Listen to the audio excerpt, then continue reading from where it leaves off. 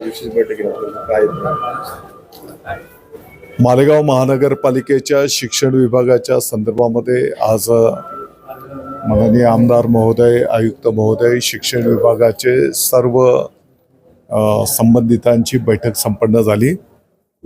येणाऱ्या काळामध्ये एक गुणवत्तापूर्ण आनंददायी शिक्षण देणं, राष्ट्रीयत्वाचं शिक्षण देणं या संदर्भामध्ये सविस्तर चर्चा संपन्न झालेली आहे. काही स्थानिक पातळीवरच्या अडीअडचणी आहेत, त्यांची पण नोंद घेण्यात आलेली आहे आणि येणाऱ्या काळामध्ये आरोग्याच्या सोबतच शिक्षण या विषयाला प्राधान्य देण्याचा निर्णय त्या ठिकाणी करण्यात आलेला आहे.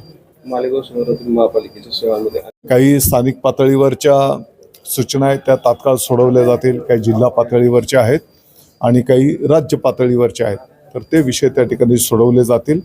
परंतु हे सगळं करत असताना विद्यार्थ्यांना एक क्वालिटी एज्युकेशन हा विषय सर्वांनी मिळून फोकस केलेला आहे. साहेब, राज्यात एक मोठी विषय आहे, त्यांना अटक झाली काय? मला वाटतं की पाठीमागच्या काळामध्ये ज्या काही तक्रारी आलेल्या आहेत त्या तक्रारींच्या चौकशीमध्ये जे कोण दोषी असतील त्या पद्धतीने त्या ठिकाणी कारवाई होते आहे. बैठक है, बहुत सारे सुझाव आपने दिए स्कूलों की दुरुस्ती के लिए और नए स्कूलों के बांधकाम के लिए. हम लोग कई महीना पहले से पूरा प्रोग्राम कर रहे हैं और हम लोगों के सामने भी ये बात है कि स्कूल कैंपस जो है कुछ समाज दुश्मन अनासिर उसका गलत इस्तेमाल करते हैं, जिसकी वजह से काफ़ी दिक्कतें टीचरों को भी और आने वाले तलबा को भी होती है. उसका सत्याभाव करेंगे. जब स्कूलों की दुरुस्ती हो जाएगी, वॉल कंपाउंड हो जाएगा, नया बांध काम होगा, तो आगे के जो हिफाजत का मामला है वो भी इंशाल्लाह करेंगे. मुझे सिर्फ आखिरी बात ये कहनी है कि जहां हम लोग इस बात की कोशिश कर रहे हैं कि हमारा कैंपस जो कारपोरेशन के ज़रिए चलता है स्कूल वगैरह, वो प्राइवेट स्कूलों के बराबर हो, उससे अच्छा होना चाहिए ताकि गरीब बच्चों को तालीम मिल सके. जहां हम इस बात की कोशिश कर रहे हैं वहीं पर मैं इस बात की सराहना करूंगा कि आप लोगों की नुमाइंदगी करते हुए यासीन आज़मी सर ने जो है तालीमी बेहतरी और क्वालिटी एजुकेशन पर बात की. ये हम सब लोगों की जिम्मेदारी. अगर हम लोग ये चाहते हैं कि हमें सारी बुनियादी सहूलतें मिले और उस सिलसिले में संजीदगी के साथ गौर किया जा रहा है, और अभी आपने देखा कि स्कूल दुरुस्ती के लिए 9.5 करोड़ रुपये का जो है एक एस्टिमेट रखा गया है. 22.5 करोड़ रुपये का एक एस्टिमेट नए स्कूलों के बांधकाम के लिए भी पेश नज़र है. तो ये सब तो होगा, लेकिन जो हमारी स्कूलों के बारे में और हम टीचरों के बारे में जो लोगों की मनफी सोच है, हम काम करके उस मनफी सोच को बदल करके बजाय नेगेटिव के लोग उसको पॉजिटिव ले कि भाई सरकारी स्कूलों में भी, कारपोरेशन के स्कूलों में भी तालीम अच्छी होती है.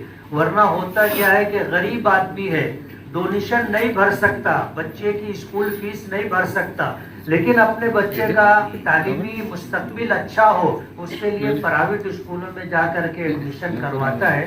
तो थोड़ा हम लोग जहाँ ये चाहते हैं कि स्कूलों की ज़ाहिरी हालत ठीक हो, वहीं हम लोगों की जिम्मेदारी ये है कि क्वालिटी के ऊपर भी हम लोग जोर दें. और हमारे पास जो बच्चे आते हैं ये कौम की अमानत है और उनका मुस्तकबिल बनना संवरना चाहिए. ये हमारी जिम्मेदारी है.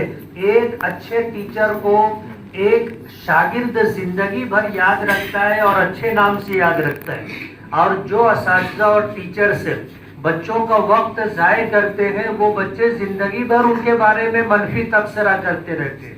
इसलिए हमको इस पर भी गौर करना चाहिए. बहुत बहुत शुक्रिया. से ज़्यादा स्कूलों के अंदर हेडमास्टर्स नहीं है. इंचार्ज हेडमास्टर होने की वजह से एडमिनिस्ट्रेशन जिस तरीके से चलना चाहिए वो एडमिनिस्ट्रेशन होने नहीं पाता. इसलिए कहीं ना कहीं क्वालिटी एजुकेशन के अंदर कमी आई. 2014 के अंदर ग्रेजुएट स्केल पर टीचरों को पदोन्नति दी गई. आज 11 साल का अरसा हो चुका है. इस 11 साल के वक्त में किसी भी टीचर को ग्रेजुएट स्केल को पदोन्नति नहीं.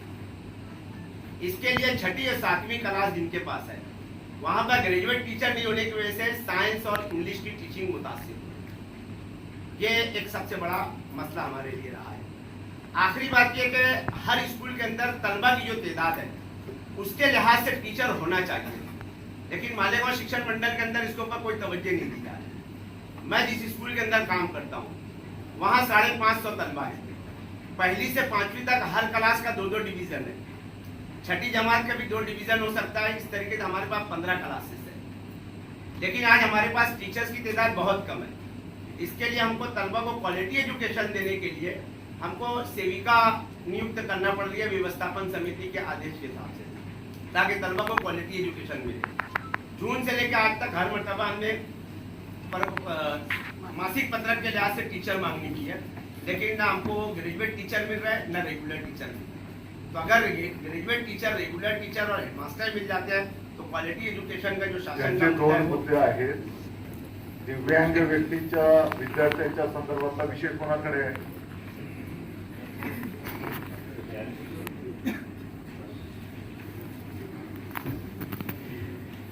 से मेरे यहाँ स्कूल में हेड की जगह खाली है और मेरा सिलेक्शन पीएम श्री में हुआ। हेडमास्टर मुझको नियमित चाहिए सर, और कमरा भी कम है सर। मेरे पास 11 क्लास है, 5 कमरे हैं, हम 2 शिफ्ट में स्कूल चलाते हैं। आपले बहुत मरतबा में एप्लीकेशन दे चुकी हूँ प्रमोशनचे सर। वगैरे विषय काय थांबलेत का?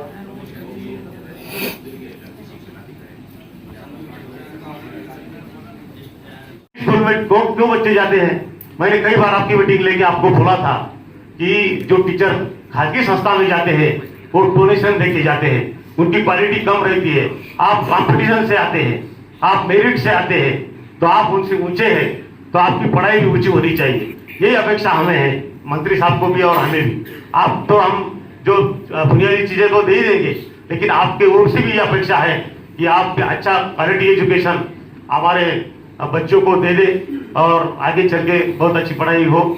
बहुत सारे मुद्दे मंत्री साहब ने नोट कर लिए कि जो राज्य स्तर पर है तो उनकी ओर से कार्रवाई तो करेंगे, लेकिन हमारी ओर पे शिक्षण विभाग हो या कॉर्पोरेशन हो, हमारी ओर से जो जो भी मुद्दे पूरे करने वाले हैं तुरंत ही उसके ऊपर अमलबजावनी की जाएगी और सभी जो चीजें हैं वो जल्द से जल्द करवा जाएंगे। मंत्री साहब ने जो सुझाव दिए कि कुछ आपके प्रॉब्लम हो तो कमिश्नर को दे दे, तो मेरे पास आप दो, मैं वो सुझाव मंत्री साहब के पास दूंगा। या कुछ जो बातें हमें हमारे लेवल पे करनी है तो हमारे लेवल पे की जाएगी। लेकिन एक अच्छा मूव आज मंत्री साहब ने यहाँ किया कि भाई वो 2 साल स्कूलों के प्रॉब्लम उन्होंने भी सुन ले। हम तो बार बार मीटिंग में लेके ये बातें कहते ही है, लेकिन जब शिक्षण मंत्री मीटिंग लेते हैं तो उसकी अहमियत बहुत बड़ी होती है और वो उसमें कुछ प्रॉब्लम अभी जल्द से जल्द अपने सुलझे जाएंगे। ऐसे हम बार बार मिलते जाएंगे, लेकिन